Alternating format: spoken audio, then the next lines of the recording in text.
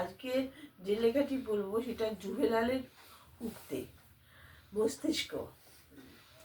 আচ্ছা, একটা কবন্ধ শুনলে আমরা কি বুঝি? একটা গলা কাটা মানুষ। কিন্তু মস্তিষ্ক নেই বললে আমরা কি বুঝি?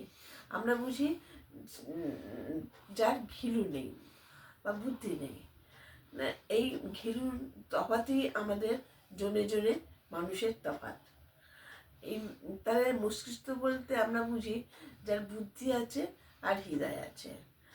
যার শুধু বুদ্ধি আছে সে তো বুদ্ধিমান বটেই, কিন্তু সে তার দ্বারা অপরের ক্ষতিও হতে পারে, আবার নাও হতে পারে, কারণ তার হৃদয় নেই। কিন্তু যার মস্তিষ্ক ভেতরে বুদ্ধি আর হৃদয় দুটোই আছে, সেই খুব উপকারী মস্তিষ্ক। এটা মানুষের খুব প্রয়োজন।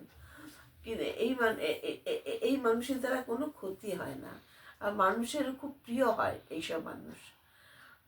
আমরা সাধারণ মানুষ, আমাদের ইচ্ছা করে এই অসাধারণ মস্তিষ্করা মানুষের সাথে সংস্পর্শে আসতে, কিন্তু আমাদের ইচ্ছা পূর্ণ না হলে আমরা তার জীবন সম্বন্ধে জানি, আমরা তার বই পড়ি, আমরা তার লেখা পড়ি, আমাদের নিজের জ্ঞান খানিকটা বাড়ি।